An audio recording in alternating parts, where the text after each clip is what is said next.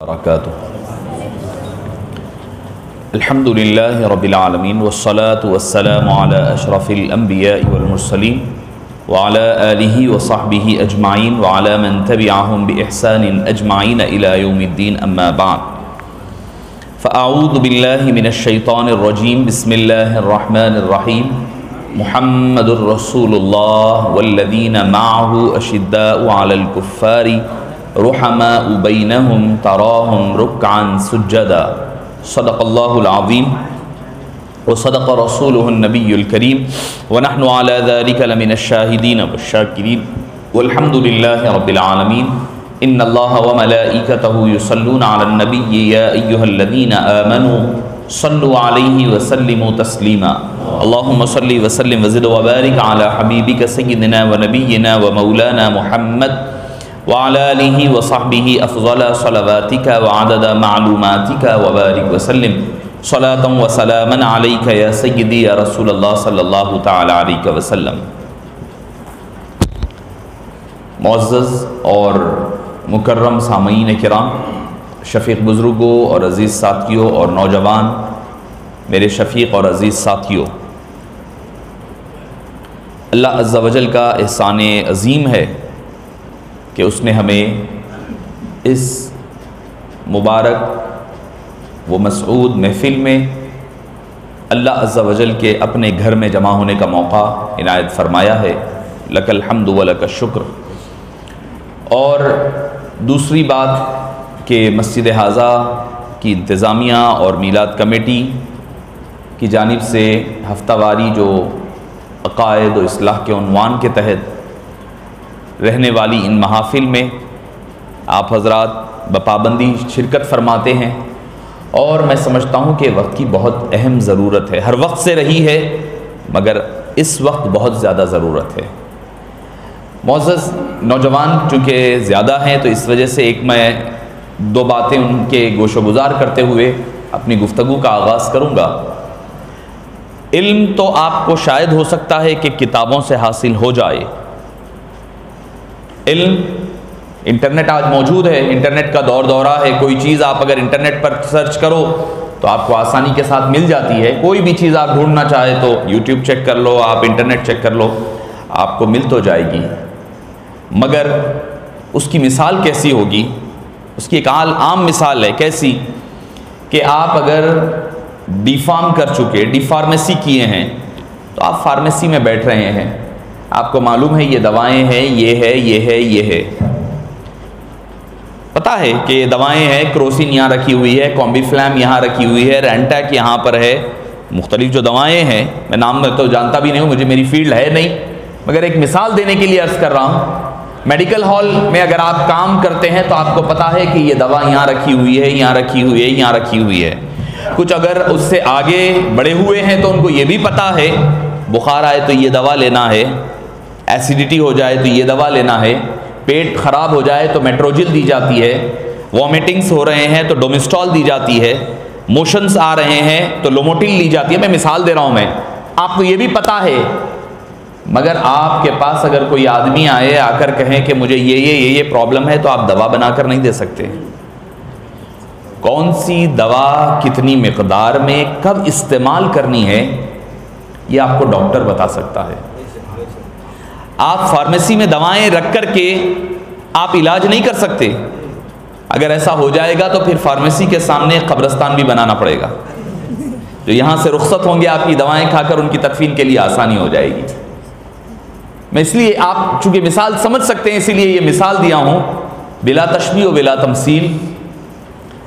علم کا، احادیث کا، قرآن کریم کا مواد مل جانا آسان ہو گیا ہے آج، انٹرنیٹ آپ کی انگلیوں پر ہے، مگر کون سی حدیث کس مقام پر کس حدیث کے ساتھ جڑی ہوئی ہے اس کا علم اہل علم کو ہوتا ہے، اللہ والوں کو ہوتا ہے۔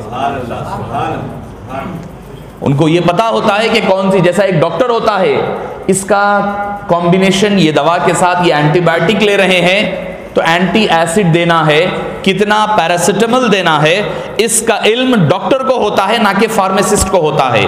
بلا تشبیہ و بلا تمثیل محدثین بھی فارمیسسٹ کی طرح ہوتے ہیں. انہوں نے احادیث کے کنبے کو اور مواد کو ایک جگہ جمع کر دیا ہے.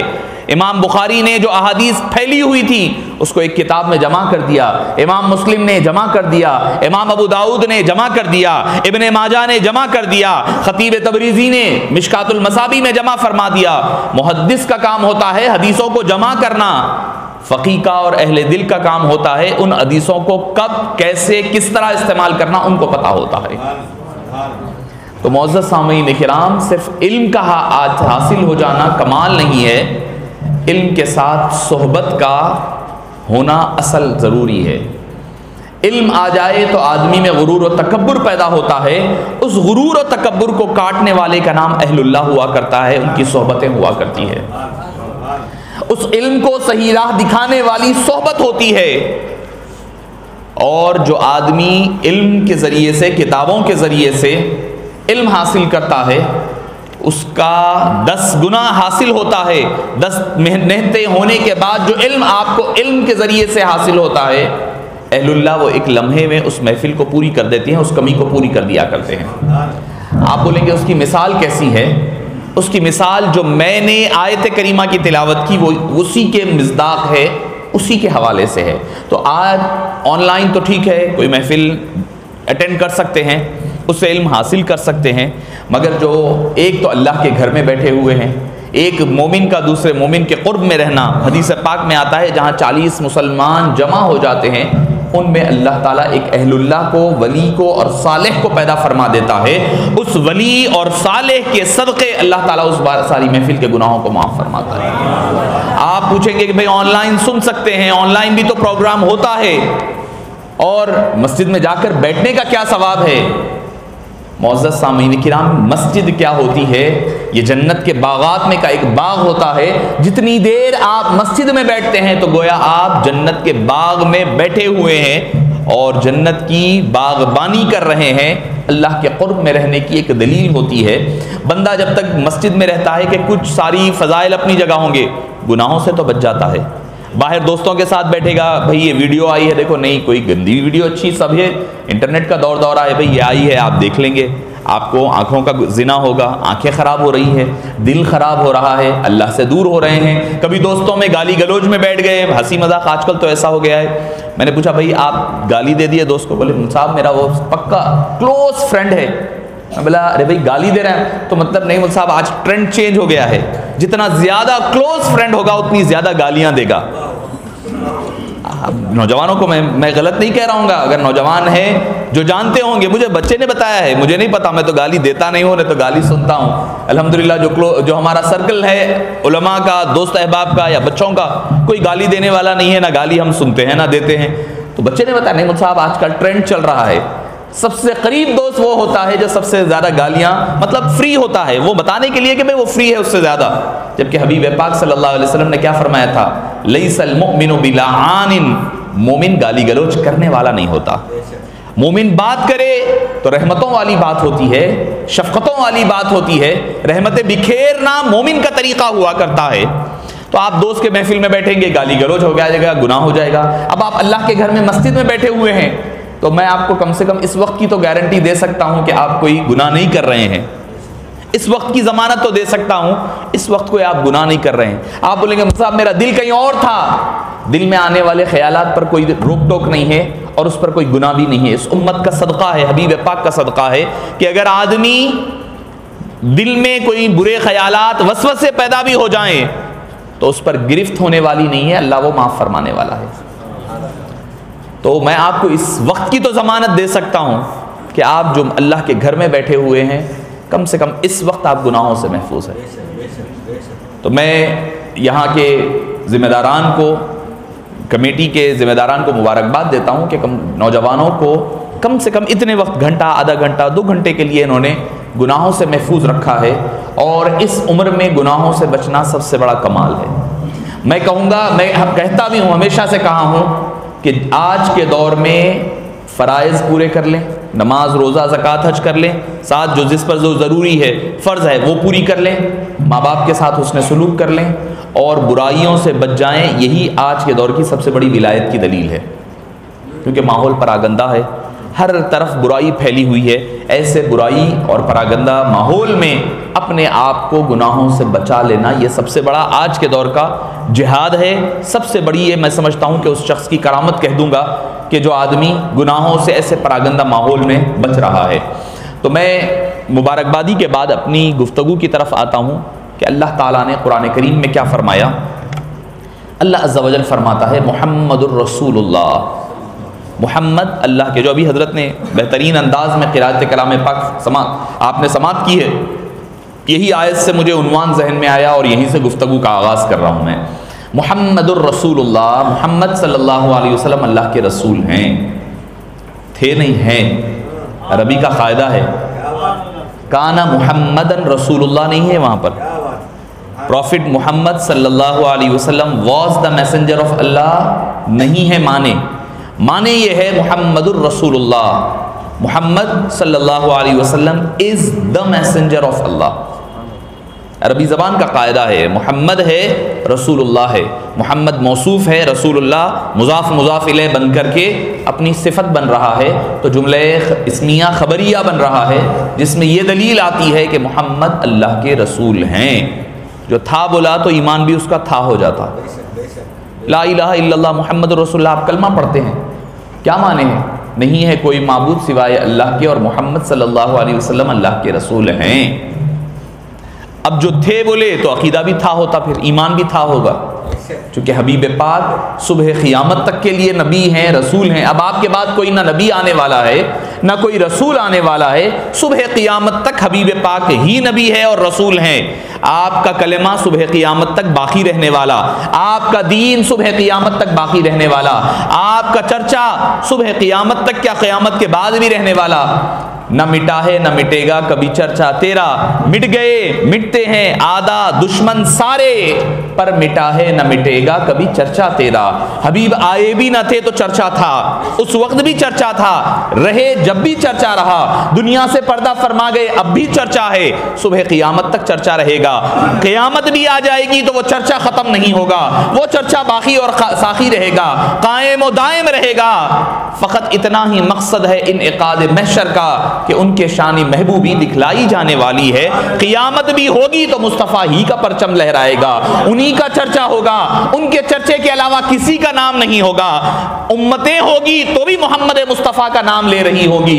انبیاء بھی ہوں گے، لوگ انبیاء کے پیچھے بھاگ رہے ہوں گے اور انبیاء مصطفیٰ کو تلاش کر رہے ہوں گے. یہ شان ہے میرے اور آپ کے آقا حبیب پاک صلی اللہ علیہ وسلم کی کہ ان کا ذکر ہے، ان کی یاد ہے، ان کی ذکر سے ہی یہ دنیا آباد ہے. ان کا ذکر جب ختم ہو جائے گا تو ہماری روحانی موت ہو جائے گی، ظاہری بھی موت ہو جائے گی، باطنی موت بھی ہو جائے گی. تو معزز سامعین کرام، ہماری جان ہماری روح اگر کسی سے جڑی ہوئی ہے تو حبیب پاک صلی اللہ علیہ وسلم سے جڑی ہوئی ہے. اللہ نے قرآن کریم میں فرمایا النبی اولا بالمؤمنین من انفسہم وازواجہم. فرمایا کہ نبی کون ہے؟ تمہاری جانوں سے زیادہ قریب ہے.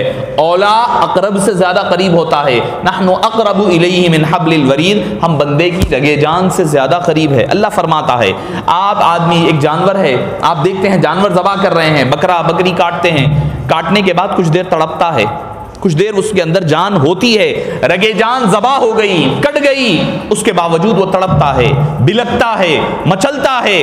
کچھ دیر کے بعد اس کی جسم ٹھنڈا پڑ جاتا ہے، روح چلی جاتی ہے. یہ ہے اقرب. اللہ فرما رہا ہے ہم رگے جان سے زیادہ قریب ہے. رگے جان جب کٹ جائے تب بھی کچھ جان باقی ہوتی ہے. مگر اولا کا معنی یہ ہے النبی اولا بالمؤمنین، ہم نبی مومنین کی جانوں سے زیادہ قریب ہے. اگر بندہ حبیب سے دور ہو جائے تو جانور کچھ دیر کے لیے تڑپے گا، مگر جب مصطفیٰ سے دور ہو جاؤ گے تو ایک لمحہ بھی باقی نہیں رہے گا. ہمارا اپنا تعلق حبیب پاک سے اسی وقت ختم ہو جائے گا جب بندہ خود کو حبیب پاک سے دور کر لے گا. تو معزز سامعین کرام، ہماری جان کی بقا، ہماری روح کی بقا، ہمارے نفس کی بقا، ہمارے سر کی بقا، ہر ایک کی بقا مصطفیٰ جان رحمت صلی اللہ علیہ وسلم کی ذات پاک سے ہے. فرمایا محمد الرسول اللہ، محمد اللہ کے رسول ہیں. اب اس کے بعد یہ ٹائٹل ہے، یہ ٹائٹل ہے. آپ کتاب لیتے ہیں, کوئی بھی بک خریدتے ہیں تو ٹائٹل دیکھتے ہیں. ٹائٹل دیکھنے سے کیا سمجھ میں آتا ہے؟ بک میں کیا عنوان ہے پتہ چلتا ہے. بھائی سوشل اسٹڈیز لکھا ہوا ہے تو آپ کو پتہ چل جائے گا اندر سوشل اسٹڈیز ہے. میتھمیٹکس لکھا ہوا ہے تو سمجھ میں آ جائے گا میتھمیٹکس کی کتاب ہے. بایولوجی, زولوجی, جو بھی آپ سبجیکٹ ہوتا ہے, فزکس ہے, کیمسٹری ہے, آپ جب دیکھتے ہیں بک کے اوپر لکھا ہوتا ہے باٹنی, تو آپ سمجھ جاتے ہیں کہ کتاب کے اندر باٹنی لکھا ہوا ہے. تو ٹائٹل ہوتا ہے. ٹائٹل ساری کتاب کی پہچان ہوتی ہے, سارے عنوان کی پہچان ہوتی ہے. جیسے آج کا عنوان آپ کے اور ہمارے بیچ ہے کیا؟ حضرت صدیق اکبر رضی اللہ عنہ کی شان اور فضیلت اور آپ کے مقام و مرتبہ کمالات کا ذکر. تو آپ عنوان دیکھ کر سمجھ جائیں گے کہ آج گفتگو یہ ہونے والی ہے. معزز سامعین کرام, آیت کا آغاز ہو رہا ہے کس سے؟ محمد الرسول اللہ. تو پتہ چلتا ہے کہ اب آگے جا کر کے صحابہ کی بات ہونے والی ہے, صحابہ کرام کا تذکرہ ہونے والا ہے. اس صحابہ کرام کے تذکرے کا عنوان اللہ نے دیا ہے محمد الرسول اللہ. محمد اللہ کے رسول ہیں. تو کیا پتہ چلتا ہے کہ جتنے لوگوں کی جو فضیلت ہے, ابو بکر کی فضیلت ہو, عمر کی شجاعت ہو, عثمان کی حیا ہو, حیدر کرار کی بہادری و شجاعت ہو اور ان کا علم ہو, ابو ہریرہ کی حدیث کا علم ہو, عبداللہ بن عمر کی فقہ کا مقام و مرتبہ ہو, عبداللہ بن عباس کی تفسیر کی بات ہو, عبد الرحمن بن عوف کی فضیلت ہو, امام حسین کی فضیلت ہو, سیدہ کائنات فاطمہ الزہرا کی فضیلت ہو. ہر ایک کی فضیلت موسوم ہے محمد مصطفیٰ سے. محمد مصطفیٰ کو ہٹا دو گے کسی کی کوئی فضیلت باقی نہیں ہے, کسی کا کوئی تعلق نہیں ہے. آج ہم میں سے کوئی صحابہ کو پکڑ رہے ہیں, کوئی اہل بیت اطہار کو پکڑ رہے ہیں. ارے نادانو, یہ تو سمجھو اصل وجہ جو دونوں کی ہے مصطفیٰ جان رحمت صلی اللہ علیہ وسلم کی حیا ہے, مصطفیٰ کی تعلق ہے. اگر وہ تعلق نہیں ہے تو پھر کوئی تعلق باقی نہیں رہے گا. ابو بکر کی فضیلت مصطفیٰ سے ہے, عمر کی فضیلت مصطفیٰ سے ہے, حضرت عثمان کی پہچان مصطفیٰ سے ہے, حضرت علی حیدر کرار کی پہچان حبیب پاک صلی اللہ علیہ وسلم سے ہے, فاطمہ الزہرا کی پہچان محمد مصطفیٰ سے ہے, ازواج مطہرات کی شان مصطفیٰ جان رحمت کے تعلق سے ہے. پتہ کیا چلا؟ اگر ہم کو حبیب پاک تک پہنچنا ہے, ان تعلقات کو لے کر چلنا ہوگا. ہم یہیں پر رک جا رہے ہیں, آگے نہیں بڑھ رہے ہیں. حبیب پاک ہے تو سب کچھ ہے. اللہ فرما رہا ہے محمد الرسول اللہ, آغاز حبیب کے ذکر سے فرما رہا ہے, فرما کر کہہ رہا ہے والذین معہ. ابو بکر کا نام نہیں ہے, عمر فاروق کا نام نہیں ہے, صدیق اکبر کسی کا نام نہیں ہے. والذین معہ, اور وہ لوگ جو ان کی صحبت میں رہ گئے. میں جو آغاز اپنی گفتگو کا کیا صحبت سے, صحبت کتنی اہم ہے اللہ تعالیٰ بتلا رہا ہے. ابو بکر صدیق کی کوئی اور شان ذکر نہیں فرمائی. والذین معہ, اور وہ جو حبیب کے ساتھ دن رات رہتے ہیں. صرف ہجرت میں ساتھ نہیں ہے, ہر ہم رکاب سفر ہر وقت رہے, ہر گھڑی صدیق اکبر رہے. سفر ہے تو ابو بکر ساتھ ہے, حضر ہے تو ابو بکر ساتھ ہے, ہجرت ہے تو ابو بکر ساتھ ہے, اور سارے غزوات ہے تو ابو بکر صدیق ساتھ ہے. کہیں جانا ہے ابو بکر ساتھ ہے. یہاں تک کہ اللہ نے جو شان عطا فرمائی مزار پاک میں بھی ہے تو حجرے میں بھی ابو بکر ساتھ ہے. کل قیامت ہوگی تو قیامت کی ہولناکی بھی اس میں جدائی نہ ڈالے گی. حبیب پاک حضرت مولا مشکل کشا علی المرتضیٰ کرم اللہ وجہہ الکریم فرماتے ہیں کہ حبیب پاک نے فرمایا کل قیامت کا دن ہوگا تو کیا ہوگا؟ ابو بکر میرے رائٹ سائڈ ہوں گے, عمر فاروق میرے لیفٹ سائڈ ہوں گے. یعنی قیامت میں بھی اٹھ رہے ہیں بلا تشبیہ و بلا تمثیل. ابو بکر و عمر بازو پہلوؤں میں ہوں گے. تو معزز سامعین کرام, آپ اندازہ لگائیے جب آدمی کسی کی صحبت کو اختیار کر لیتا ہے تو اللہ تعالیٰ اس کی صحبت کا صلہ کیا دیتا ہے, دنیا میں بھی اس کی معیت مل جاتی ہے, آخرت کی معیت بھی مل جاتی ہے. حدیث پاک میں المرء مع من احببتا یا من احبا, آدمی اس کے ساتھ رہے گا جس سے وہ محبت کرے گا. آپ جس سے محبت کریں گے آپ اسی کے ساتھ رہیں گے. کوئی فلم اسٹار کی محبت ہوگی, اسی کے ساتھ دنیا بھی گزرے گی, آخرت بھی گزرے گی. اگر کسی اللہ والے سے محبت ہوگی تو اس دنیا میں بھی اللہ والے کا ساتھ ملے گا, قیامت میں بھی اللہ والے کے ساتھ اٹھو گے. تو معزز سامعین کرام, اسی لیے صحبت بڑی اہم چیز ہے. صحبت کسی کو مل جائے تو پھر اس کا بیڑا پار ہو جاتا ہے. دنیا بھی سنور جاتی ہے, آخرت بھی سنور جاتی ہے. دنیا بھی, اس کی ایک عام مثال دوں گا جو آپ اور ہم بچے ہر کوئی جانتے ہیں, دیکھتے ہیں. آپ چاول خریدنے گئے بازار سے, چاول اٹھا کر لائے, 10 کلو 25 کلو 20 کلو چاول اٹھا کر لائے. سونا مسوری نہیں بلکہ باسمتی چاول, بہترین چاول اٹھا کر لائے. انڈیا گیٹ سب سے بڑا ہوگا, مثال دے رہا ہوں. آپ چاول اٹھا کر لائے, 200 روپے کلو چاول لائے. ٹھیک ہے، لے کر آیا، لا کر کے آپ پکانے کے لیے آپ نے نکالا، اہلیہ نے، والدہ نے، بہن نے، کسی نے نکالا، دھویا، دھو کر کے اس کے اندر تھے سو کنکروں کو الگ الگ نکالا، نکال کر کہنے لگے بھئی آپ یہ کیا کرے، آپ کو چاول لانے کے لیے ہم نے کہا تھا، کیسا کلو ملے؟ بولے 200 روپے کلو ملے۔ تو بولے چاول لاؤ بولے تھے، آپ کو کنکر کیوں اٹھا کر لائے؟ تو بولے بھئی میں کیا کروں، چاول کہا تو اس نے 7 دے دیا۔ تو بولے چاول کیسا کلو ملے؟ بولے 200 روپے کلو۔ تو کنکر کا ویٹ بھی کیا ہوا، ریٹ بھی کیا ہوا، 200 روپے کلو۔ چاول کے ساتھ جو کنکر آیا آپ کے 200 روپے کلو آپ کا ویٹ آیا، آپ کی اہلیہ نے جب علیحدہ کر دیا، اس کو باہر نکال دیا، اب اس کا کیا ریٹ ہے؟ چاول سے الگ ہو گئے، ریٹ کیا ہے؟ اب کوئی مول نہیں ہے، کوئی قیمت نہیں ہے۔ کیا کریں گے؟ یا تو پانی میں بہا دیں گے، یا لے جا کر کچرے کی کنڈی میں ڈال دیں گے، کچرے کے ڈبے میں پھینک دیا جائے گا۔ کیوں؟ کوئی حیثیت نہیں ہے۔ جب تک بکے نہ تھے کوئی پوچھتا نہ تھا، تم نے خرید کر مجھے انمول کر دیا۔ جب تک بکے نہ تھے کوئی پوچھتا نہ تھا، جب تک کنکر تھے کنکر تھے، جب ان کو صحبت چاول سے مل گئی، اس کی قیمت بھی وہی ہو گئی جو چاول کی قیمت ہے۔ کنکر ہے بھائی، آپ بھی جانتے ہیں کنکر روڈ پر پڑے ہوئے کنکر ہے، وہی چند کنکر چاول کے ساتھ مل گئے تو اس کی قیمت بھی چاولوں کی طرح ہو گئی۔ تو یاد رکھیں، کسی اچھوں کے ساتھ جڑ جائیں، ان کی صحبت اختیار کر لیں۔ کل قیامت میں دیکھا یہ نہیں جائے گا کہ یہ کون ہے، دیکھا یہ جائے گا کہ اس کے ساتھ آ رہا ہے۔ کہا جائے گا غوث پاک کا چاہنے والا ہے، ان کے ساتھ آ رہا ہے، ان کے ساتھ اس کو جنت میں داخل کرو۔ خواجہ اجمیری کے ساتھ آ رہا ہے، ان کے ساتھ شامل کر دو۔ داتا گنج بخش کے ساتھ آ رہا ہے، ان کے ساتھ کر دو۔ علی مشکل کی شاہ کے چاہنے والا ہے، اس کے ساتھ شامل کر دو۔ حضرت ابو بکر کا نام لیوا ہے، ان کے ساتھ ان کو شامل کر دو۔ اس کے عمل ویسے نہیں ہوں گے، اس کی کوئی قدر و قیمت نہیں ہوگی، مگر جب وہ ان کے ساتھ ہے تو ان کے ساتھ شمار کیا جائے گا۔ ایک حیدرآباد کے بہت بڑے مشہور بزرگ ہیں حضرت پیر قدرت اللہ شاہ صاحب علیہ رحمہ، آپ نے نام سنا ہوگا، قادری سلسلے کے، نسباً آلن سلسلتاً قادری ہے۔ ایک مرتبہ راستے سے گزر رہے ہیں، مدینہ بلڈنگ سے گزر رہے ہیں، بارش ہونے لگ گئی، تو آپ کیا کریں، ایک دکان کے سائے میں شیلٹر میں جا کر ٹھہر گئے۔ آپ کے ساتھ آپ کے چند مریدین بھی تھے، ساتھ ٹھہر گئے۔ ٹھہرنے لگے تو دکان والے نے دیکھا، کوئی جوتوں کی دکان تھی، اس نے کہا کہ حضرت آپ کیوں ٹھہرے ہیں، تشریف لائیے۔ اندر آ کر کے بیٹھی، اندر بٹھایا، بٹھا کر کے چائے وغیرہ جو بھی پلا سکتا تھا اس نے ضیافت کی۔ اللہ والے ہیں، نیک آدمی ہیں، ضیافت کی، ہو گیا ختم، چلنے لگے۔ حضرت پیر قدرت اللہ شاہ صاحب علیہ رحمہ نے سادگی دیکھے، اللہ والوں کی سادگی، اللہ والوں کی پہچانی سادگی ہوتی ہے صاحب۔ غرور و تکبر کرنے والا اللہ والا نہیں بن سکتا۔ یاد رکھیں، اگر کسی کے پاس گھمنڈ ہے، غرور ہے، انا ہے، تکبر ہے، وہ اللہ والا بن ہی نہیں سکتا۔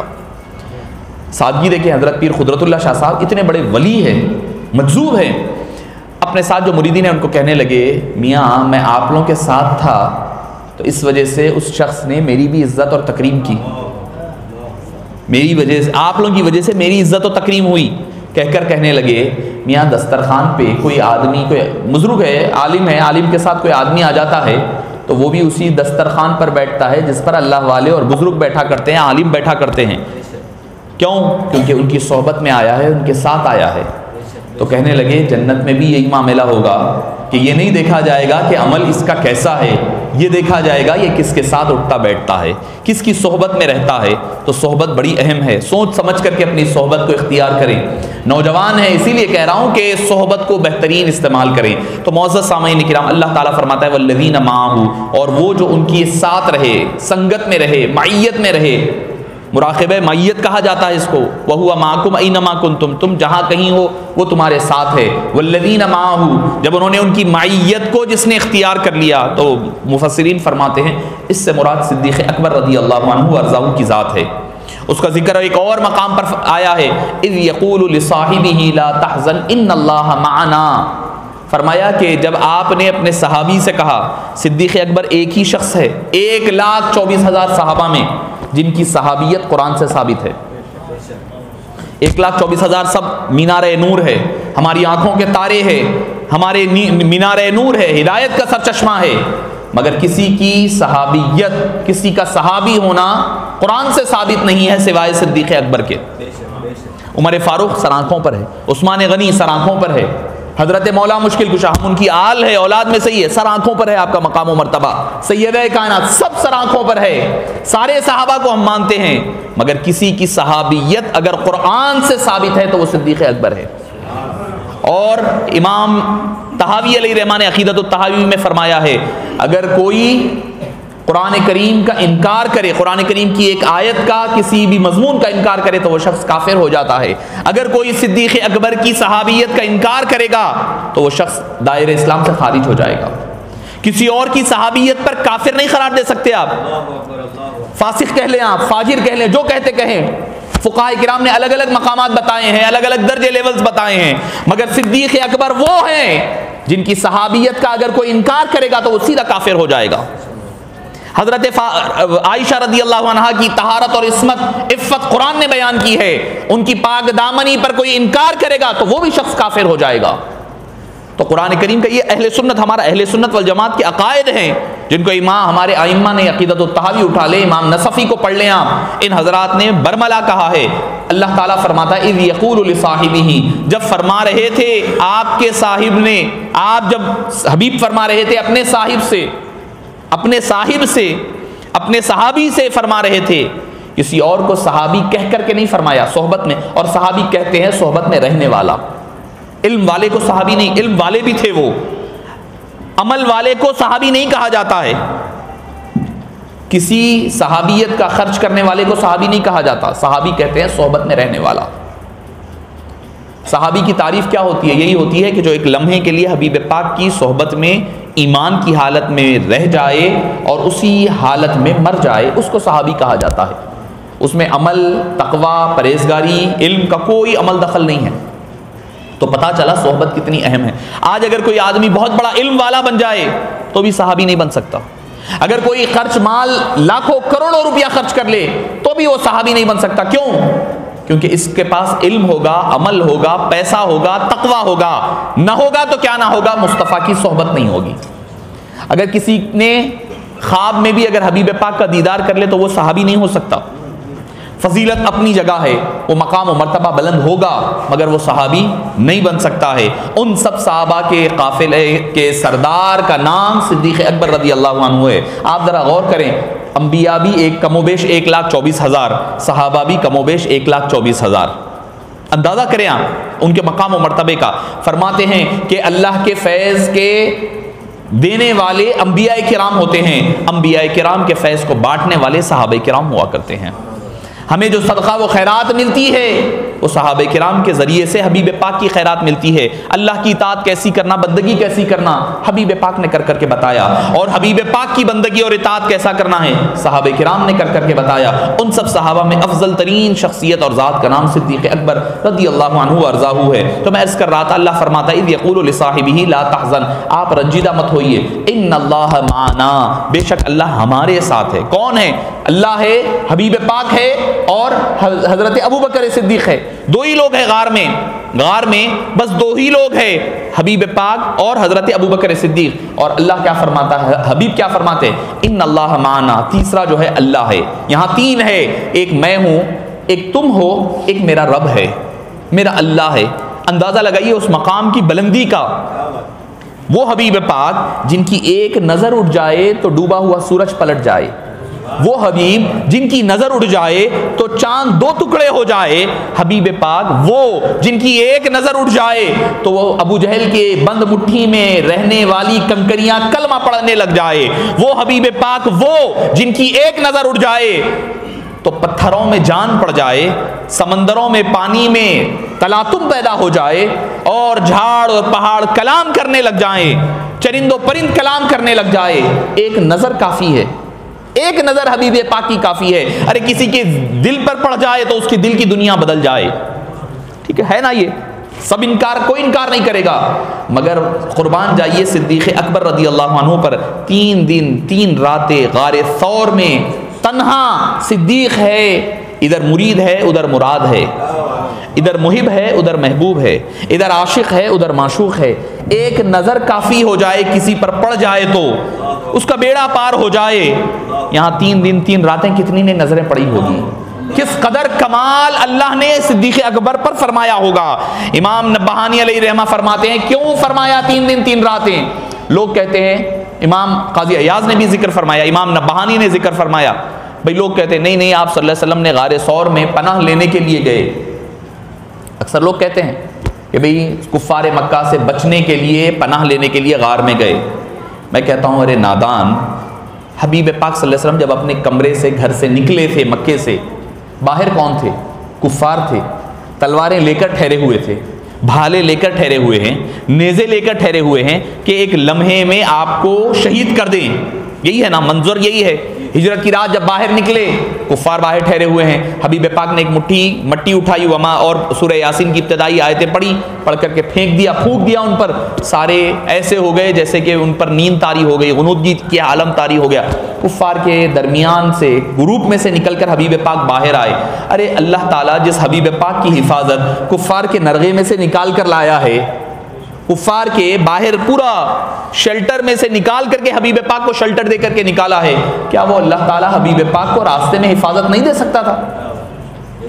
پھر غار ثور میں جا کر پناہ لینے کی ضرورت کیا تھی؟ امام نبہانی اسماعیل نبہانی علیہ رحمہ فرماتے ہیں ضرورت یہ تھی کہ حبیب پاک صلی اللہ علیہ وسلم حضرت ابو بکر صدیق کو آپ کی زندگی کے بعد کے ہونے والے حالات کے لیے تیار کروانا تھا، اسی لیے 3 دن 3 راتیں رہ کر کے توجہ فرمائی، ایسا تیار کیا ویسا تیار کسی اور کو نہ کیا، ویسا سانچا، ویسا ڈھالا جس کے لیے آنے والے حالات کے لیے تیار کرنا تھا۔ اس کا اندازہ ایک جھلک آپ کو دے دوں میں، کیا ہے؟ حضرت حبیب پاک فرماتے ہیں ارحم امتی بی امتی ابو بکر، میری امت کا سب سے رحم دل کوئی شخص ہے تو وہ ابو بکر صدیق ہے۔ ابو بکر صدیق نرم دل، رقیق القلب ہے، رقیق القلب۔ حضرت بی بی عائشہ فرماتی ہے آپ صلی اللہ علیہ وسلم نے فرمایا کہ مرو ابا بکر ان یصلی ای یؤمی، فرمایا کہ ابو بکر کو حکم دے کہ امام بنے۔ حضرت بی بی عائشہ نے کہا یا رسول اللہ میرے والد بڑے رقیق القلب ہیں، نرم دل ہیں، وہ آپ کو اپنے مصلی پر نہ پائیں گے تو وہ نماز نہیں پڑھا سکیں گے۔ فرمایا کہ نہیں، میں حکم دیتا ہوں کہ وہ نماز پڑھائے۔ وہ قوم کے لیے جائز نہیں ہے کہ کوئی اور امام بنے جس میں ابو بکر صدیق موجود ہوں۔ حبیب پاک نے فرمایا ایسے رقیق القلب نرم دل ہیں۔ مگر آپ اندازہ لگائیے کہ جب حبیب پاک کا وصال ہوا، دنیا سے پردہ فرمانے کے بعد مسیلمہ کذاب نے ختم نبوت کو توڑ کر کے نبی ہونے کا، جھوٹا دجال ہونے کا اعلان کیا۔ آپ نے کہا کہ جنگ کا اعلان کرتے ہیں۔ حضرت عمر کہنے ادھر زکوٰۃ ہے، منکرین زکوٰۃ ان کے خلاف جنگ کا اعلان ہو رہا ہے، ادھر مرتد ہونے ہیں، مرتدین ہیں، ان کے خلاف جنگ کا اعلان، ہر طرف سے محاذ کھل رہا ہے، ہر طرف محاذ کھول رہے ہیں۔ حضرت اسامہ بن زید رضی اللہ عنہ کو شام کی طرف روانہ کر رہے ہیں۔ حضرت عمر کہنے لگے اے امیر المومنین تھوڑا تو صبر کیجئے، تھوڑا سا صبر کیجئے، ایک وقت میں 4-5 جنگیں نہیں لڑی جا سکتی، ادھر مسیلمہ کی جنگ ہے، ادھر مرتدین کی جنگ ہے، ادھر منکرین زکوٰۃ کی جنگ ہے، ادھر آپ اسامہ بن زید کو بھی بھیج رہے ہیں، ذرا روک لیجئے، صبر کیجئے، ایک کے بعد ایک مارے کے کرتے ہیں۔ حضرت ابو بکر نے فرمایا اے عمر کیا بات ہے کہ تم دور جاہلیت میں تو بڑے سخت تھے، ایمان لانے کے بعد کمزور پڑ گئے ہو۔ فرمایا اگر کوئی ساتھ آتا ہے تو آئے، نہ آتا ہے کوئی مسئلہ نہیں ہے۔ اپنے غلام عامر بن فہرہ کو پوچھا اگر تو بھی ساتھ نہ آتا ہے تو مجھے کوئی پرواہ نہیں ہے، میں تنہا جا کر کے جنگ لڑنے کے لیے تیار ہوں۔ یہ جو جرأت، یہ بہادری، یہ جوامردی کہاں سے آئی؟ وہ 3 دن 3 راتوں کا صدقہ تھا، حبیب پاک کی نظر کرم تھی، تربیت ہوئی تھی، کیا اس دن کے لیے تیار کرنا تھا، ابو بکر صدیق کو تیار کر کے سپہ سالار بنا کر کے آگے ٹھہرانا تھا، اسی لیے حبیب پاک نے 3 دن 3 راتوں تک کے ان کو تیار فرمایا۔ معزز سامعین کرام، آپ اسلام کی تاریخ اٹھائیں، حبیب پاک صلی اللہ علیہ وسلم نے 27 غزوات میں حصہ لیا، 27 غزوہ یعنی وہ جس میں آپ صلی اللہ علیہ وسلم بذات خود شریک ہوئے، بدر ہے، احد ہے، ساری جنگیں ہیں، اس کو 27 مارے کے ہیں پورے مکمل۔ اور مسلمان جو مکمل طور پر سرائے جس میں آپ صلی اللہ علیہ وسلم تشریف نہیں لے گئے، صحابہ کو بھیجا 400 ہے، تو ٹوٹل جنگیں ہو گئی 427۔ ٹوٹل جو آپ صلی اللہ علیہ وسلم کے دور میں جو جنگیں ہوئی ہیں غزوات اور سرائے کی شکل میں، وارز ٹوٹل کتنی ہیں؟ 427۔ اور آپ کو جان کر حیرت ہوگی ان 427 جنگوں میں کتنے لوگ مارے گئے، ہر 2 طرف کے، میں مسلمانوں کی بات نہیں کہہ رہا ہوں، ہر 2 طرف کے جو شہید ہوئے یا پھر کفار مارے گئے 750 سے کم ہیں۔ بعض نے اس کو 745 کہا، بعض نے 747 کہا، بہرحال 750 سے بڑھ کے نہیں ہے. کتنی جنگیں؟ 427 جنگیں. اس میں لوگ کتنے مرے ٹوٹل؟ 750, 750, ناٹ مور دین 750. ٹھیک ہے, سمجھ میں آ گئی. جنگیں کس سے ہو رہی ہے؟ کفار سے ہو رہی ہے, جو اللہ کی ذات کا انکار کرنے والے ہیں, اللہ کو نہ ماننے والے ہیں. مشرکین مکہ ہے, کبھی طائف جا رہے ہیں, حنین ہو رہی ہے, کبھی غزوہ تبوک کی طرف ہو رہا ہے, کبھی جنگ موتا ہو رہی ہے. بہرحال ساری جنگیں ملا لیں تو 750 سے بڑھ کے نہیں ہیں. مگر حبیب پاک صلی اللہ علیہ وسلم کے وصال, دنیا سے پردہ فرمانے کے بعد ختم نبوت کا جب مسئلہ آیا, مسیلمہ کذاب سے جو جنگ ہوئی, اس میں ایک تنہا جنگ 1200 صحابہ کی شہادت ہوتی ہے. 1200 صحابہ کی. یہ جرأت و جمع مردی حضرت صدیق اکبر کو خود اپنے آپ جانے کے لیے تیار ہے, اپنی آل و اولاد کو قربان کرنے تیار ہے, اپنے صحابہ کو. کیوں؟ کیونکہ ختم نبوت کے عقیدے پر پہرا دینا ہے. سب سے پہلے اگر کسی نے اس عقیدے پر پہرا دیا ہے تو وہ صدیق اکبر کی ذات پاک ہے. 1200 صحابہ. پتہ چلتا ہے ابو بکر صدیق میں یہ جو سارے صحابہ آپ اکثر سنتے ہیں حبیب پاک صلی اللہ علیہ وسلم کے وصال کے سارے گمسم ہیں. عمر فاروق کہہ رہے ہیں کہ اگر کوئی کہے گا کہ آپ صلی اللہ علیہ وسلم پردہ فرما گئے میں اس کا قتل کر دوں گا. حضرت علی گمسم ہے. سارے صحابہ کا یہی معاملہ ہے. آپ آئے, باہر رہتے تھے مدینہ پاک شہر کے باہر سے تشریف لایا, سب سے پہلے حبیب پاک کے پیشانی مبارک کو بوسہ دیا. بوسہ دے کر کہنے لگے طبت حیا و طیبت میتا, آپ کی زندگی بھی مبارک ہے, دنیا سے پردہ فرمانا بھی مبارک ہے. اس کے بعد بوسہ دے کر کے باہر آئے. آ کر کے دیکھا صحابہ افراتفری کا عالم ہے. دیکھیے کہ کوئی مشکل آ جائے, آدمی بے سدھ ہو جانا کوئی کمال نہیں ہے. اصل صبر تو وہی ہے اس وقت اپنے جذبات کو قابو میں رکھنا, اپنے اعضاء پر مکمل اعصاب پر قابو رکھتے ہوئے خود بھی سنبھلنا, دوسرے کو بھی سنبھالنا, یہ اصل کمال ہوتا ہے. معزز سامعین کرام, صدیق اکبر گئے, ہر ایک کے گھر پر کہا عمر مسجد نبوی آؤ, علی مسجد نبوی آؤ, سب کو مسجد نبوی میں جمع فرمایا. ممبر پر چڑھ گئے, چڑھ کر کہنے لگے کہ کیا بات ہے, میں تمہیں ایسے کیوں دیکھ رہا ہوں؟ محمد الرسول اللہ وما محمد الا رسول قد خلت من قبله الرسل افان مات او قتل انقلبتم على اعقابكم ومن ينقلب على عقبيه فلن يضر الله شيئا. اے لوگو, آپ صلی اللہ علیہ وسلم سے پہلے بھی کئی انبیاء آئے, تشریف لے گئے, کیا حبیب پاک تشریف لے جائیں تو کیا تم دین چھوڑ کر کے چلے جاؤ گے؟ اللہ کا کچھ ہونے والا نہیں ہے, کچھ بگڑنے والا نہیں ہے, نقصان تو صرف تمہارا ہوگا.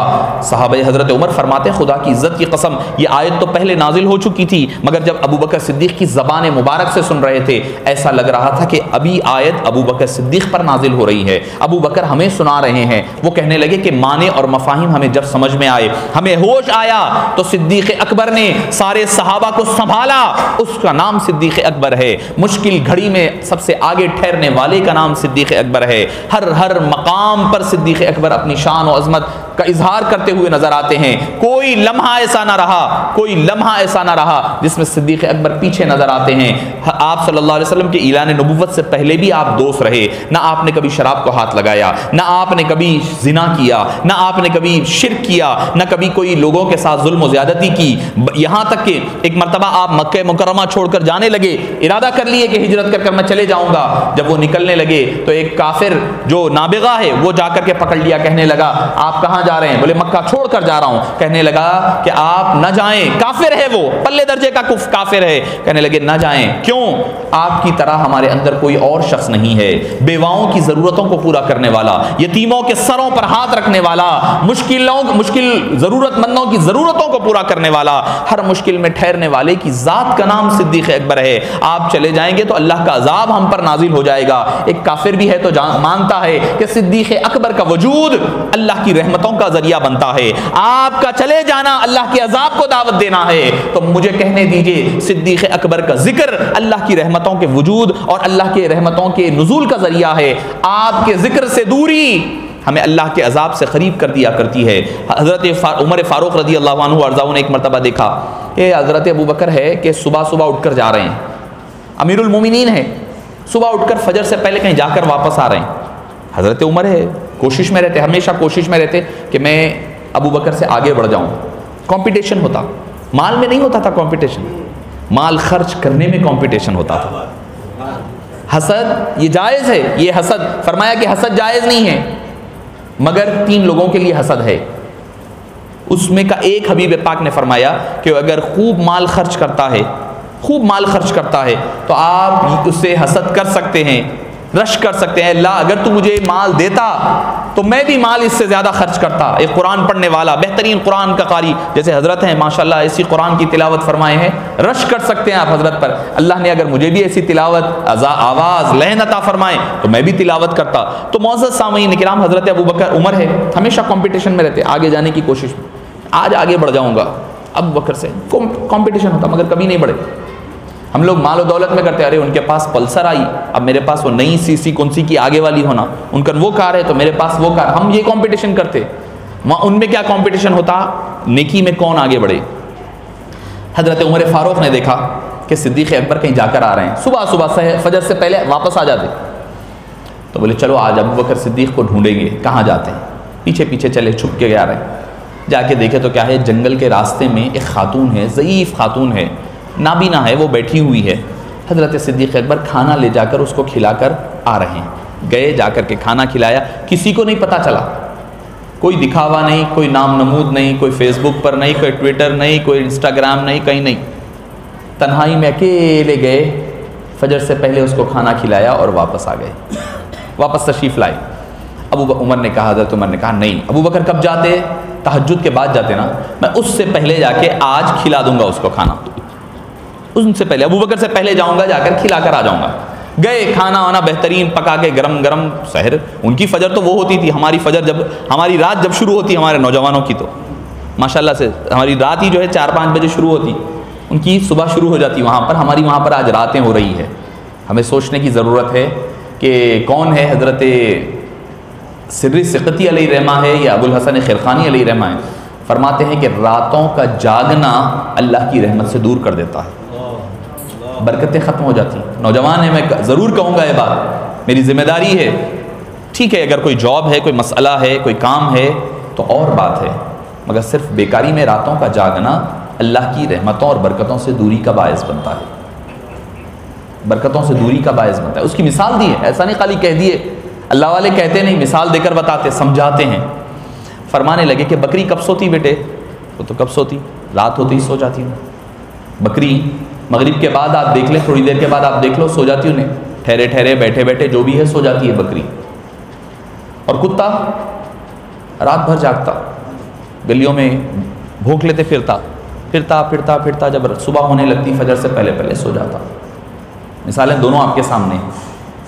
آپ فرماتے ہیں نہیں، میں حضرت کی بات کر رہا ہوں، میں مثال دے کر، حضرت نے بھی جو مثال دی وہ ذکر کر رہا ہوں. کہنے لگے اللہ تعالیٰ نے کس جانور میں برکت دی، ذرا آپ غور کریں. کتے ہیں، کتنے ہوتے ہیں، کاٹ کے ذبح کر کے کوئی کھاتا نہیں کتے کو. کتے کو کھاتے کوئی بھی نہیں کھاتے، حرام ہے کھانا، اس کے منہ کا لعاب بھی حرام ہے. مگر معاف فرمانا، ہمارے لوگاں جو ہے دیکھا دیکھی ان کے کتے پال رہے ہیں، پال کے گودوں میں لے کے پھر رہے ہیں، منہ میں منہ کساں کر رہی ہیں. استغفر اللہ، ناپاک جانور ہے. بھئی جو چیز کو جہاں رکھنا ہے نا، آپ مسلمان ہیں، آپ کو زیب نہیں دیتے یہ چیزیں. آپ کا مقام و مرتبہ بہت بلند ہے، آپ چھوٹے چھوٹے چلر کاموں کے لیے نہیں بنائے گئے. آپ اللہ کے سفیر ہے، ایمبیسڈر ہے. آپ اپنے آپ کو پہچان لو، اپنے من میں ڈوب کر پاجا سراغ زندگی. تو اگر میرا نہ بنتا نہ بن، اپنا تو بن. نہ ہم اپنے ہیں نہ پرائے کے ہیں، کسی کے نہیں بن رہے ہیں. تو میں عرض کر رہا تھا کہ فرمانے لگے کہ کتا ہے، رات کاٹتے نہیں کھاتے نہیں، مگر نسل کتنی ہے آپ کے سامنے ہے، دکھتی تھوڑی بہت ہے، چلو گلیوں میں مل رہے ہیں، کوئی خاص اس کی نسلیں ہوں گی، بہرحال جو بھی ہے. بکری لے لو آپ، بکریوں کو سالوں سال کاٹتے ہیں، ہر سال بقرعید پر کتنے نہیں کٹتے بکریاں، دیکھ لو آپ خود، ہر دن کٹتے. مسلخ جا کر دیکھ لو آپ، کتنے بکتے ہیں، کتنے کٹتے ہیں، گوشت کتنا کٹتا ہے، اس کے باوجود بھی کتنی برکت ہے. تو کہنے لگے کہ رات جلدی سونا اور جلدی اٹھنا جیسا اللہ تعالیٰ بکریوں میں برکت رکھی ہے، آپ کی زندگی میں بھی برکت رکھے گا. رات بھر جاگ کر صبح سونا جیسے کتوں میں برکتیں نہیں رکھی ہے، ویسے آپ کی زندگیوں سے، گھروں سے برکتیں ختم ہو جاتی ہیں. تو بہرحال ایک بات آ گئی تو میں نے آپ کے گوشہ گزار کر دیا. تو حضرت ابو بکر صدیق سے پہلے پہلے حضرت عمر فاروق رات میں اس بڑھیا کے پاس پہنچ گئے، نکالے جلدی جلدی کھانا کھلانے لگے، کھانا دے دیے، منہ میں کھلائے، نوالا ڈالے. ڈالتے ہی بوڑھی کہنے لگی کیا بات ہے، آج ہر دن آنے والا نہیں، اندھی ہے وہ دیکھ نہیں سکتی. کہنے لگی کہ کیا بات ہے کہ آج لگتا ہے کہ وہ آیا ہے جو ہر روز، وہ نہیں آیا ہے جو ہر روز آتا ہے، آج کوئی نیا آیا ہے. آج آنے والا بدل گیا ہے، کوئی نیا آیا ہے آج۔ حضرت عمر فاروق کہنے لگے تو بوڑھی ہے، تو اندھی ہے، تجھے نظر نہیں آتا، تجھے کیسے پتا چلا؟ کہنے لگے، بوڑھی کہنے لگی کہ اے آنے والے، اے شخص مجھ پر احسان کرنے والے، میرے محسن، ہر دن جو آدمی آتا ہے اس کو یہ پتا ہے کہ میرے منہ میں دانت نہیں ہے، وہ اپنے نوالے کو اٹھاتا ہے، چباتا ہے، چبا کر میرے منہ میں ڈالا کرتا ہے، اس کو پتا ہے کہ میرے منہ میں دانت بھی نہیں ہے۔ آج تو نے بغیر چبائے ہوئے ثابت کھانا میرے منہ میں ڈال دیا ہے، مجھے پتا لگ گیا ہے کہ ہر دن آنے والا کوئی اور ہوتا ہے، آج آنے والا کوئی اور آیا ہے۔ ابو بکر عمر فاروق زار و خطار رونے لگے، کہنے لگے اے ابو بکر میں آپ سے کبھی بھی آگے نہیں بڑھ سکتا۔ یہ ہے مقام ابو بکر صدیق رضی اللہ عنہ وارضاہ کا۔ ان کے احسانات امت پر بے حساب ہے، بے پناہ احسان فرمایا ہے۔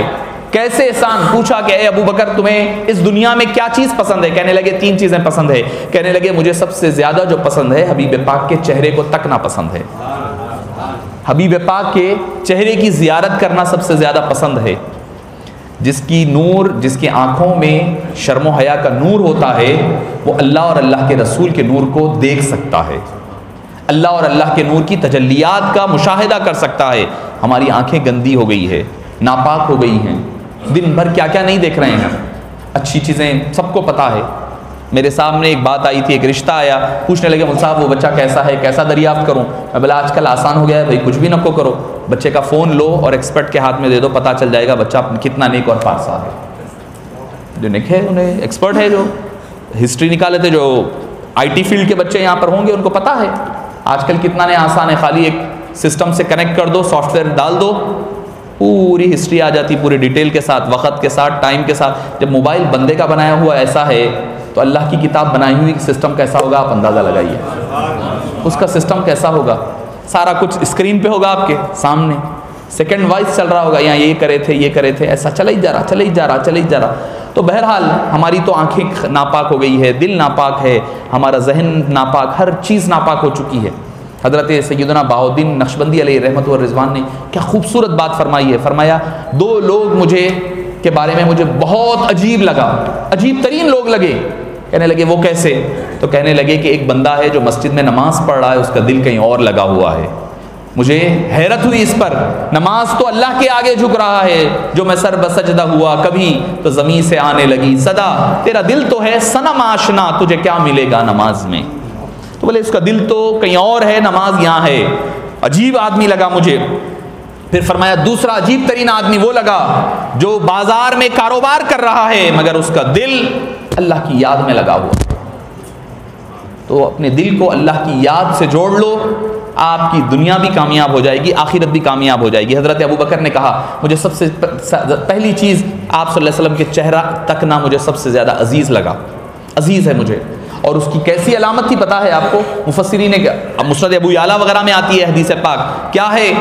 اور الفردوس میں، مسند الفردوس میں آتا ہے، امام بزار نے نقل کیا، حضرت ابو بکر صدیق نماز رائٹ سائڈ نہیں پڑھتے تھے، مصلی پر رائٹ سائڈ نہیں لیفٹ سائڈ بیٹھتے تھے نماز کے لیے۔ تو لوگوں نے پوچھا کہ ابو بکر صدیق بھائی رائٹ سائڈ پر ثواب زیادہ ہے، فقہاء کرام فرماتے ہیں سب سے اللہ کی سب سے پہلے رحمتیں اللہ پر نازل ہوتی ہیں، اس کے بعد مؤذن پر، اس کے بعد رائٹ سائڈ والوں پر، اس کے بعد لیفٹ سائڈ والوں پر رحمتیں ایسا نازل ہوتی ہے۔ تو اب آپ بولیں گے کہ رائٹ سائڈ بولے تو پورے آ کے رائٹ پر ٹھہر جائیں گے، خالی صف ایسی بن رہی کہتے ہیں مؤذن کے پیچھے پورے رائٹ ہی چاہے لیفٹ پورا خالی ہے، نہیں، بیلنس ہونی چاہیے۔ ہمارے لوگ جلدی غلط مسئلے غلط لے لیتے ہیں، اس لیے عرض کر رہا ہوں ہونا چاہیے کہ رائٹ سائڈ پر ٹھہریں، موقع ہے تو رائٹ پر ٹھہریں۔ ہمنا ایسا ہے فین ہے تو رائٹ لیفٹ سب چلا، یہاں ہونا ہے فین تو وہاں چلے، ہوا اے سی اچھی کولنگ آ رہی ادھر چلے۔ تو بہرحال بیلنسنگ رہنی چاہیے صفوں کے درمیان۔ تو حبیب پاک صلی اللہ علیہ وسلم کے اس رفیق یار سے پوچھا گیا کہ آپ لیفٹ سائڈ پر کیوں بیٹھتے ہیں جبکہ ثواب رائٹ سائڈ پر ہے؟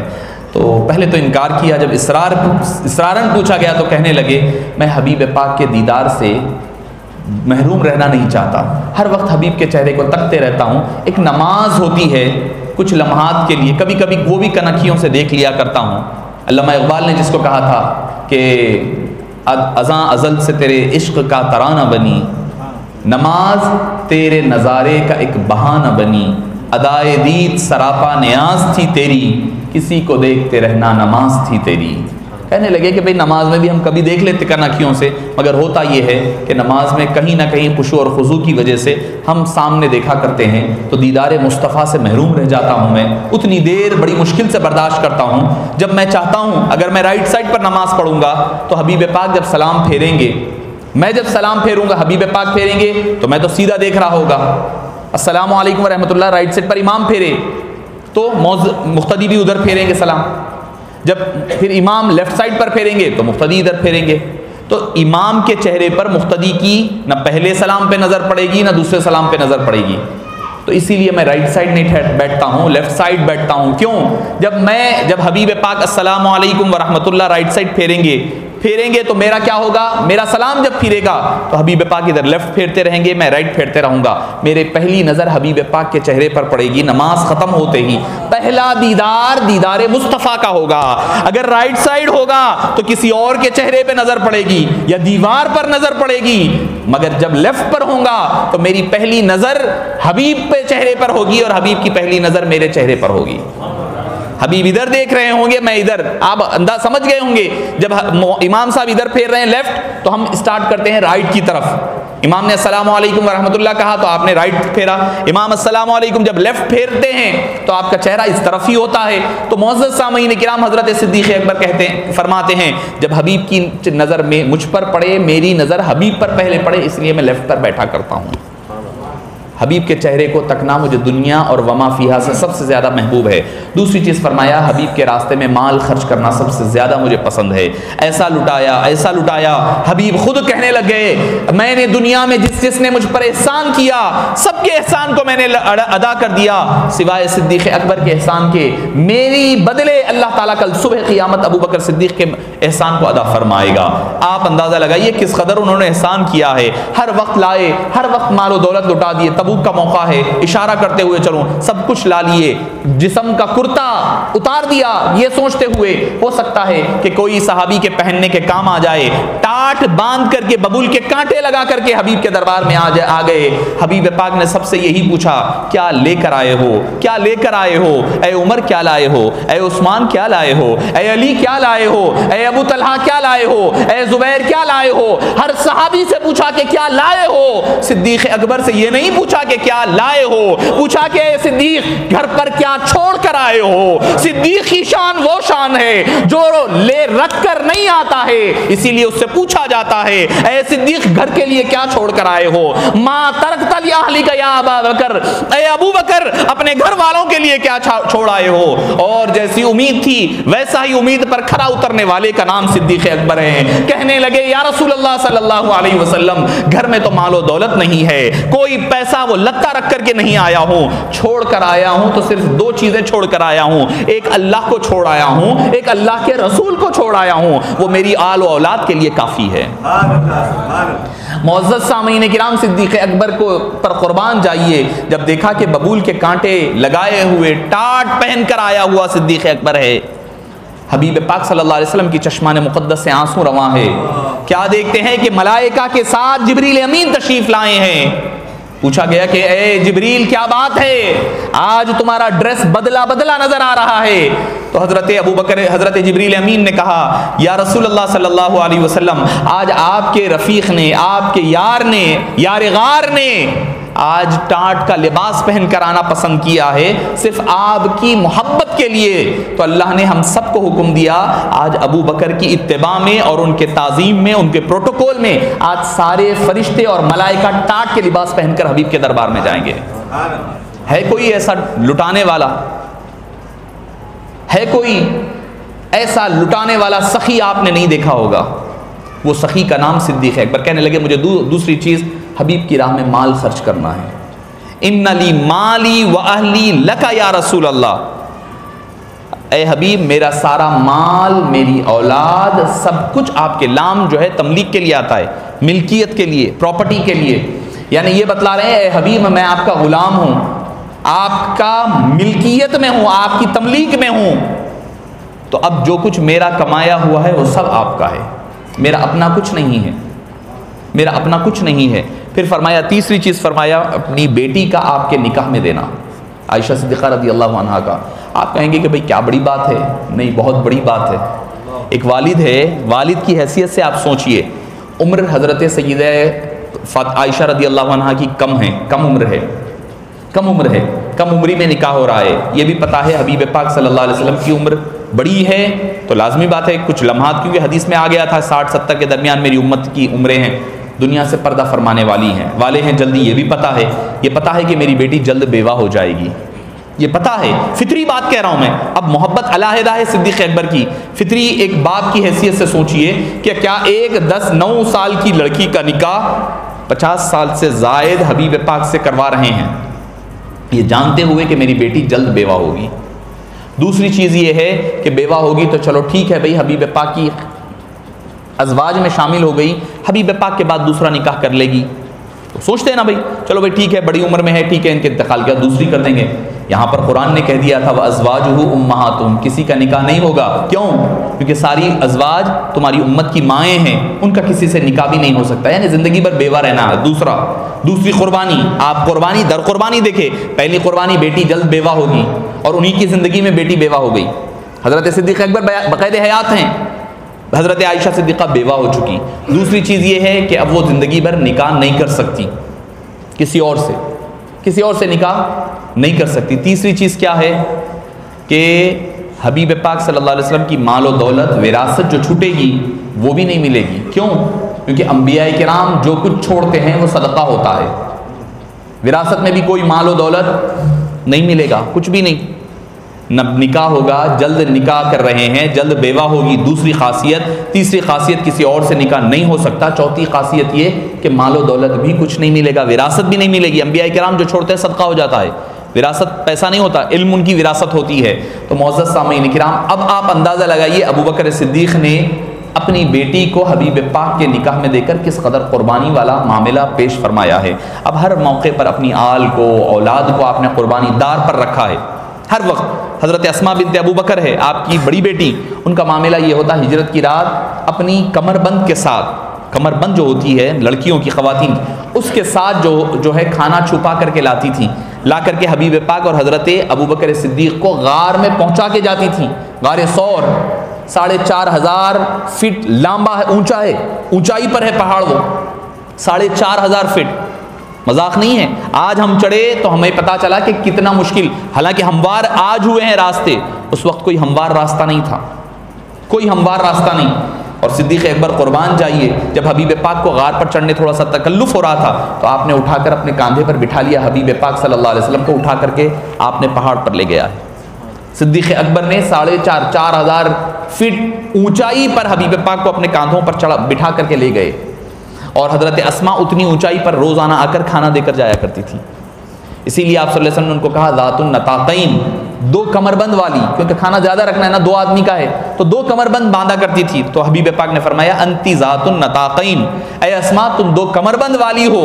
ان کا لقب ہی پڑ گیا 2 کمر بند والی۔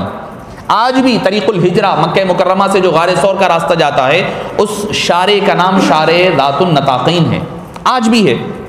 تو معزز سامعین کرام، ہر موقع پر قربانیاں دینے والی ذات کا نام صدیق اکبر رضی اللہ عنہ ہے۔ ہر لمحہ حبیب پاک کو سامنے رکھتے۔ ایک مرتبہ سہل آئے، کون؟ جو غزوہ صلح حدیبیہ کے موقع پر بات چیت کرنے کے لیے آئے، ڈائیلاگز کرنے کے لیے، معاہدہ ہو رہا ہے۔ اس وقت آپ صلی اللہ علیہ وسلم کو سمجھاتے عرب کا طریقہ بھی تھا، ہمارے پاس بھی یہ طریقہ ہے، بڑے لوگ جو ہوتے ہیں چھوٹے بچے کو سمجھاتے، تھوڑی کو ہاتھ لگاتے، نہیں بیٹے ایسا مت کرو آپ، ہم اندازہ ہے ہمارے خود ہوتا ہے، ہمارے بڑے جو ہے ہاتھ لگا کر کے کوئی سمجھانے والی بات ہوتی ہے، تو عمر میں بڑے ہیں وہ، تو وہ آئے اور آ کر آپ صلی اللہ علیہ وسلم کے پاس بیٹھ گئے۔ بیٹھ کر کیا کرنے لگے؟ آپ صلی اللہ علیہ وسلم کی ریش مبارک کو، لیہ مبارکہ کو ہاتھ لگائے، داڑھی مبارک، آپ صلی اللہ علیہ وسلم کو کہنے یا رسول اللہ، محمد صلی اللہ علیہ وسلم آپ یہ مان جائیے۔ حضرت ابو بکر نے ہاتھ کو مار کر جھٹک دیا، ہاتھ کو مار کے جھٹک دیا۔ کس کا؟ سہیل، جو قبیلے کا سردار ہے، جو کفار کی طرف سے نمائندہ بن کر ہاتھ مار کر کے جھٹک دیا۔ بات ٹھیک ہے، بات آگے چلنے لگی۔ تھوڑی دیر کے بعد پھر وہ رو میں پھر سے ہاتھ لگائے، پھر ہاتھ کو مار کر کے جھٹک دیا، 3 مرتبہ ہو گیا۔ اس کے بعد فرمانے لگے کہ اے سہیل، اگر تو چاہتا ہے کہ تیرا ہاتھ کاٹ کر کے نہ پھینک دوں تو تو اپنا ناپاک ہاتھ حبیب پاک کی ریش مبارک کو نہ لگائے، اگر اب پھر لگائے گا تو ہاتھ کاٹ کر کے رکھ دوں گا۔ ارحم امتی ہے، سب سے زیادہ رحم دل ہے، مگر حبیب کی بات آئے تو رحم دلی بازو ہوگی۔ حبیب پاک کا ادب و احترام سب سے آگے حضرت سیدنا صدیق اکبر رضی اللہ عنہ ارضاہ نے رکھا ہے۔ جب صلح حدیبیہ ہی کی بات جب ہونے لگی تو صدیق اکبر رضی اللہ عنہ کے پاس عمر فاروق آئے، کہنے لگے پہلے آپ صلی اللہ علیہ وسلم، یا رسول اللہ ہم کیا حق پر نہیں ہیں؟ بولے حق پر ہے۔ کیا ہم جنت میں جانے والے نہیں ہیں؟ ہے۔ کیا وہ دوزخ میں جانے والے نہیں ہیں؟ ہے۔ سب باتیں آپ نے فرمائی۔ پھر پوچھا پھر کیوں آپ یہ صلح حدیبیہ ایگریمنٹ کر رہے ہیں، ان کے ساتھ کیوں معاہدہ کر رہے ہیں؟ آپ صلی اللہ علیہ وسلم نے فرمایا اے عمر، میں جو جانتا ہوں تم وہ نہیں جانتے، میں جو دیکھ رہا ہوں تم وہ نہیں دیکھ رہے ہو۔ خاموش ہو گئے۔ حبیب پاک نے فرما دیا۔ ابو بکر صدیق کے پاس آئے، آ کر کہنے لگے کہ اے ابو بکر کیا ہم حق پر؟ وہی سوالات ریپیٹ کرے۔ حضرت ابو بکر سامنے نہیں تھے جب یہ بات ہوئی، جب حضرت ابو بکر کے پاس آئے، آ کر وہی باتیں ریپیٹ کیے۔ ابو بکر صدیق وہی جواب دیے جو حبیب پاک نے دیا، وہی جوابات دیے۔ تو بھائی آپ پھر حبیب پاک کو روکتے کیوں نہیں ہیں؟ تو کہنے لگے کہ اے عمر ھذا رسول اللہ، وہ اللہ کے رسول ہیں، انہیں سب پتہ ہے، ہر چیز کا علم ہے، جو وہ کہہ دے ابو بکر کے لیے حرف آخر ہیں، وہ کہہ دے اس کے بعد اور کوئی چیز مجھے کوئی فرق نہیں پڑنے والا ہے۔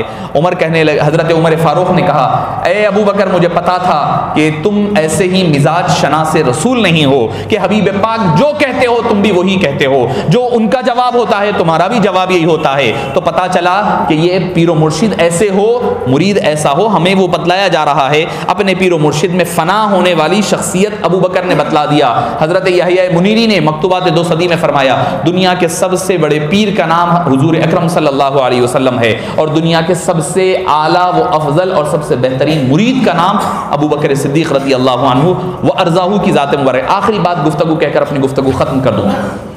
معراج کا واقعہ ہے، سب کو پتہ ہے۔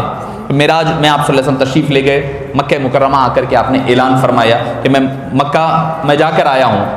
تو ابو جہل سارے لوگوں کو جمع کیا، چلو اچھا موقع ہے۔ ابو بکر صدیق کے پاس جاتے ہیں، حضرت ابو بکر کے پاس آئے، آ کر اس نے کہا کہ هل تعلم ماذا يقول صاحبک، کیا تمہیں پتہ ہے کہ تمہارے صاحب نے یعنی حضرت آپ صلی اللہ علیہ وسلم نے کیا کہا ہے؟ تو انہوں نے کہا کہ لا عارف، مجھے نہیں پتا، کہ میں نہیں جانتا، مجھے پتہ نہیں ہے، مجھے علم نہیں ہے کہ کیا کہا ہے۔ تو بولے آپ صلی اللہ علیہ وسلم نے ایسے ایسے کہا، یعنی معراج کے لیے گئے، مکے سے نکلے، مسجد اقصیٰ گئے، وہاں سے ایسا ایسا سارا معاملہ ہوا۔ تو عقل میں آنے والی بات نہیں تھی کہ ایک رات کے ایک حصے میں، جو 1 مہینے کا سفر ہے، ایک رات کے حصے میں جا کر آئے، عقل میں آنے والی بات نہیں تھی۔ تو حضرت صدیق اکبر نے کہا ما قال النبی صلی اللہ علیہ وسلم، آپ صلی اللہ علیہ وسلم نے ایسے نہیں کہا۔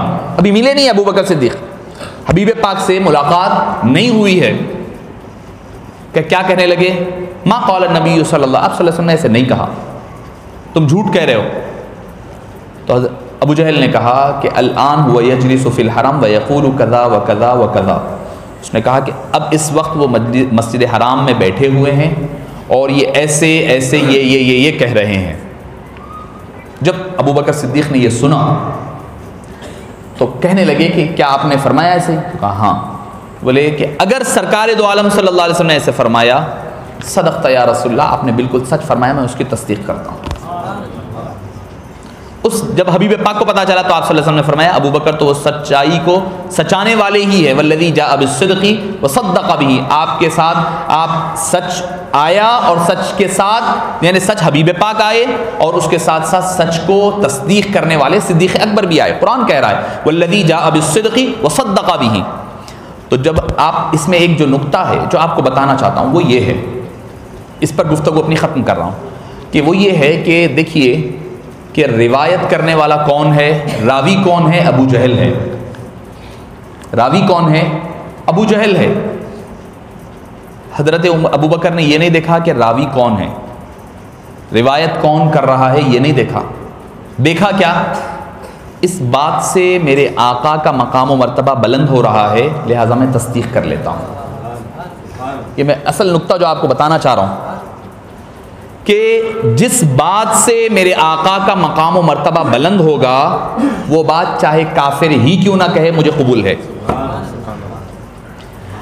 اگر کوئی روایت سے میرے حبیب پاک کا مقام و مرتبہ کم ہونے کے، ایسا کم تو نہیں ہوتا، کم ہوتا نہیں ہے، مگر ظاہری طور پر نظر آ رہا ہے، وہ روایت کتنی بھی اچھی کیوں نہ ہو اس کو ترک کر دینا چاہیے۔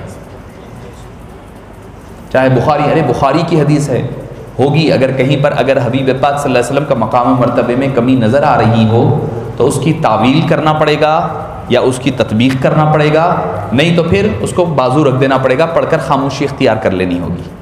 نہیں بخاری میں ہے، وہ ڈنکے کی چوٹ پہ آپ بول رہے ہیں بخاری فلاں حدیث number, reference number, chapter number so and so, part number so and so, ایسا ایسا فلاں فلاں ایسا ہے، صاحب صلی اللہ علیہ وسلم نے یہ فرمایا ہے کہ بھئی میرے پاس کچھ نہیں ہے، فلاں نہیں ہے، فلاں بخاری میں ہے، ہم بھی ذرا ٹھنڈے پڑ جاتے ہیں، بھائی بخاری میں ہے۔ تو یہ یاد رکھیں، کوئی بھی بات ہو، جو بات حبیب کے مقام کو بلند کرے، ہمیں ہر وہ بات قبول ہے۔ جس مقام سے کہیں تنقیص کا پہلو پیدا ہو، چاہے بخاری ہی میں کیوں نہ ہو، ہمیں منظور نہیں ہے۔ یہ عقیدہ صدیق اکبر نے ہمیں عطا فرمایا ہے۔ جب صدیق اکبر افضل تو ان کا پھر یہ عقیدہ بھی افضل ہونا چاہیے۔ کیا ہر چیز میں حبیب پاک کی بلندی کو تلاش کرو۔ ارے ابو جہل سے بڑھ کے کوئی کافر ہے؟ ابو جہل سے بڑھ کر کے کوئی کافر ہے دنیا میں؟ ان الذین کفروا سواء علیہم انذرتہم، کہا قرآن نے، اس ابو جہل کی بات بھی قبول کر رہے ہیں۔ کیوں؟ کیونکہ اس سے میرے حبیب کا مقام بلند ہو رہا ہے۔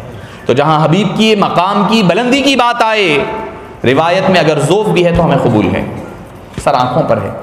جہاں پر کبھی کہیں کوئی کمی نظر آئے تو وہ کچھ کتنی ہی بڑی بات، کتنا بھی بڑا عالم بول دے، ہمیں کوئی منظور نہیں ہے، قبول نہیں ہے۔ تو معزز سامعین کرام، یہ ہے مقام صدیق اکبر رضی اللہ عنہ وارضاہ کا۔ کہتے جائیں تو ان کے مقام بے فضائل بے پناہ ہیں۔